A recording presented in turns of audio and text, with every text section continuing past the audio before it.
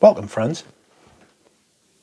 Today, we are doing another fragrance rotation video for the week ending the 21st of May, 2023.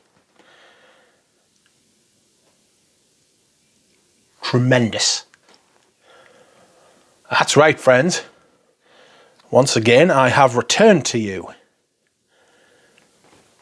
with another fragrance rotation video. And I am looking forward to it. This week I have had an interesting week. Most of them are, but this one has been interesting because the season seems to be changing from spring to summer. That's right. Excuse me whilst I hydrate. For the first, but probably not the last time. So, the weather's been a little bit up and down this week. But it's been tending towards getting warmer. And my picks for scent of the day, fragrance of the day, scent of the day, shall reflect that. Last Monday, we will start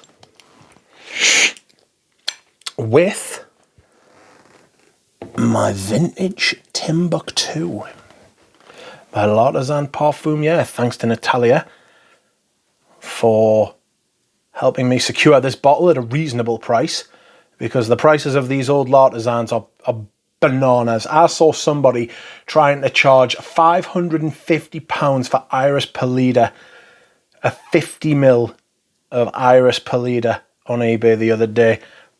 Batshit. When I first smelled this, I wondered what the hype was for. It didn't make any sense, you know? Didn't make any sense at all, friends. I have quickly come, well, not quickly, that's the wrong way of putting it, but I have come round to this more and more, and I intend to wear this more throughout the summer season. You will see this again. I need to get to know it more. First time I smelled it, I was surprised at the hype, but I'm beginning to see why. It needs more wears. It needs more understanding from my side. So we will see, and you will see this again. This is my vintage Timbuktu. Next up, a fragrance which needs no introduction. You will know what it is. This is one of my spring, summer, autumn, winter staples. I actually just wear this in the spring and summer now because to me it smells like happiness. You know? It smells like happiness. And this is Pavarotti. Luciano Pavarotti. It's magnificent. One of, if not the best celebrity fragrance ever made. Patchouli honey, like walking down the central strip of a small Italian village which hasn't been paved at about 11 o'clock when it's just starting to warm up a little bit. The sun is shining, there are rolling hills, and you can hear and smell people beginning to make their food for the day. It's absolutely beautiful. Performance is huge. Smells amazing. Everyone who smelled it on me said they liked it. I think I suit this scent profile quite a lot. Even though it is more of a patchouli ambery thing, I like to wear it in the spring and summer simply because it reminds me of happy, warm, bright days. Next up we have a fragrance which is very different. And it hasn't been on the channel for a while, but this is Oriental Villa by Les Indomptables. This is spruce, vetiver, and myrrh. Big myrrh. I've got a thing for myrrh at the minute, you know. I'm loving a myrrh. And this is awesome. I love it.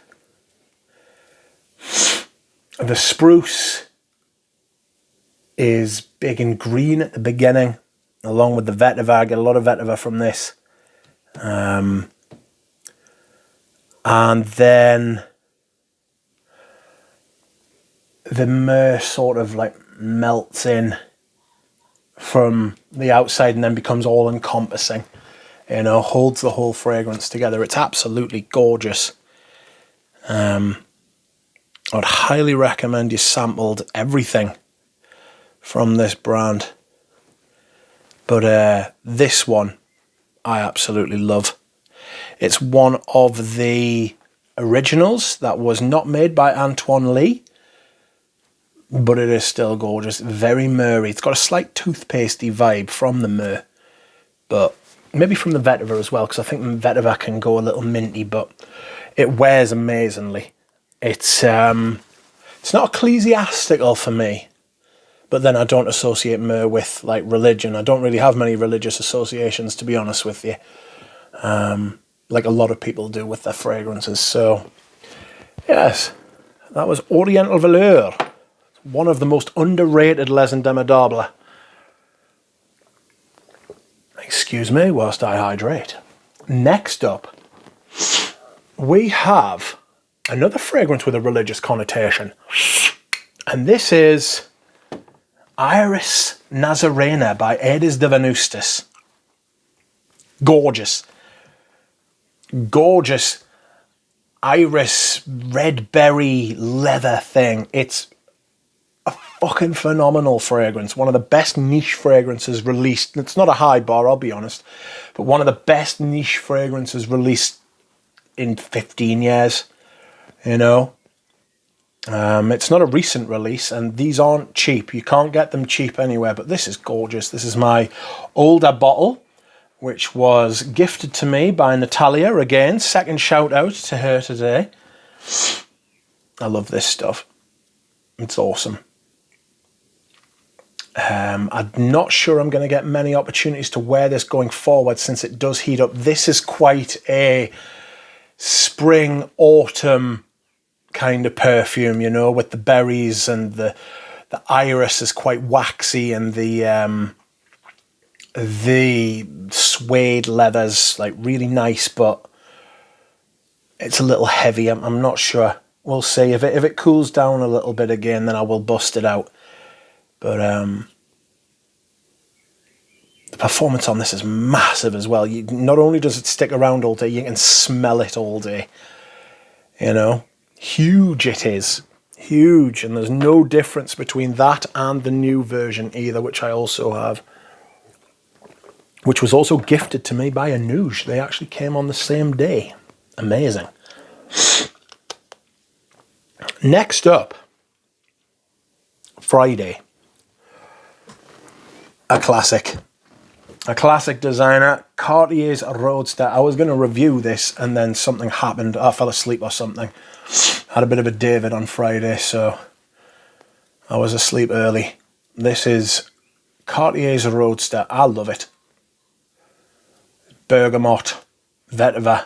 I think it's got vetiver in it. Bergamot, vetiver, mint, combined to give this kind of apple vibe, you know. It's got this green, fresh, not overly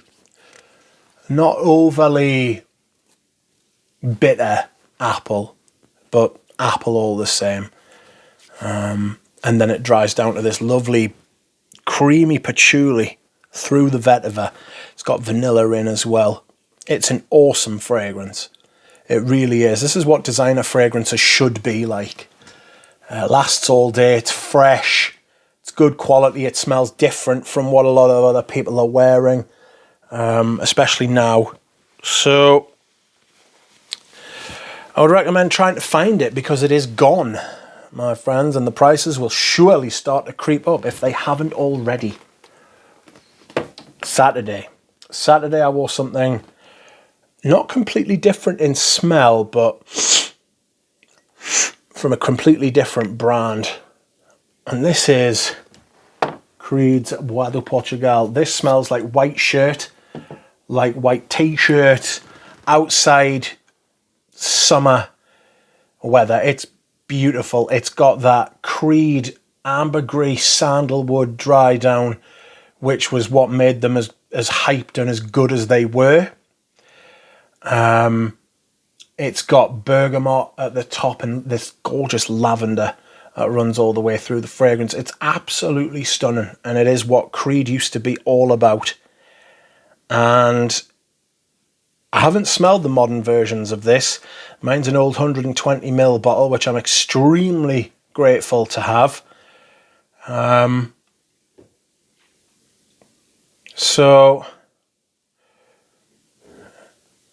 yes, thank goodness. I wouldn't mind getting a backup of this, but I don't really want a modern one, to be honest with you, because I just don't trust Creed's reformulations. And last but not least, my scent of the day, certainly not least, another lavender number. Another very summery number, because it's very warm here today. And this is Dolce Gabbana Pour Homme, the Euro d'Italia version. Euro Italia version, not Euro d'Italia. I've got a few of these because that allows me to spray hale and hearty. I can spray as much of this as I want when I wear it, and I do. And I reapply it throughout the day. It's absolutely gorgeous. Superior to By Man in every way, in my opinion, although they do share a lot of similarities. Dolce & Gabbana were knocking it out the park in the mid-90s. So, we will see. We will see. Apparently their new version of this, their latest release of this, is actually quite good. I heard that from Super Daycup, I think. So that's good to know. I would like to try that. You know? I would like to try the modern ones and just see where it's at. Anyhow, that's it for today, friends. My lineup for the last week. Tune in next week when I will be beginning a new sample set. First Impressions series. And I will be back with live streams and a fragrance rotation next Sunday. So thank you very much for joining, everyone. I will see you again soon.